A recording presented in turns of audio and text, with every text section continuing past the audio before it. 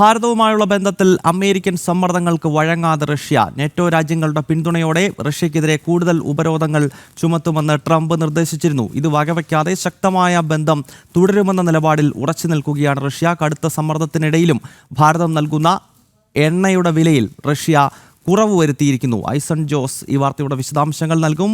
ഐസൺ, വിവിധ തരത്തിലുള്ള സമ്മർദ്ദങ്ങൾ ട്രംപിൻ്റെയും അമേരിക്കയുടെയും ഭാഗത്ത് നിന്ന് ഉണ്ടായി. പക്ഷേ ലോകരാഷ്ട്രങ്ങൾ, പ്രത്യേകിച്ച് റഷ്യ ഉൾപ്പെടെയുള്ള വൻ ശക്തികൾ ഭാരതവുമായുള്ള കരുത്തുറ്റ നിലപാട് അത് തുടരും എന്ന കൃത്യമായ സന്ദേശം തന്നെയല്ലേ നൽകുന്നത് ഐസൺ?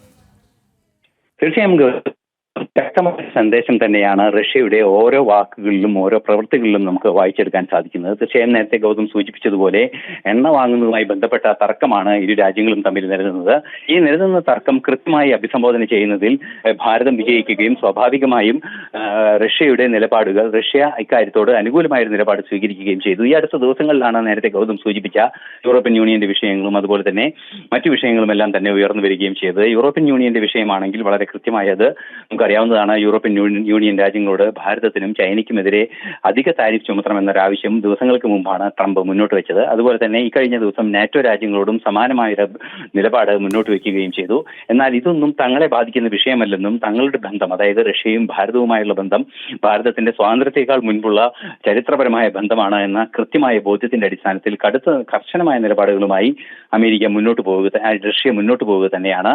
അമേരിക്കയുടെ നിലപാടുകളൊന്നും തന്നെ അംഗീകരിക്കേണ്ടതില്ല. എണ്ണ നൽകുന്നതിൽ വിട്ടുവീഴ്ച വരുത്തേണ്ടതില്ല. എണ്ണ വാങ്ങുന്നതിന്റെ അളവ് ഭാരതം വർദ്ധിപ്പിക്കുകയും സ്വാഭാവികമായും ഭാരതത്തിന്റെ എണ്ണ വാങ്ങുന്ന അളവ് വർദ്ധിപ്പിച്ചതിനെ അനുകൂലമായി റഷ്യ $3 മുതൽ $4 വരെ ഓരോ ബാരലിനെ ക്രൂഡ് ഓയിലിന്റെ വില കുറയ്ക്കുകയും ചെയ്തു. അത്തരത്തിൽ ഇരു രാജ്യങ്ങളും തമ്മിലുള്ള ശക്തമായ ബന്ധം തുടരുക തന്നെയാണ്.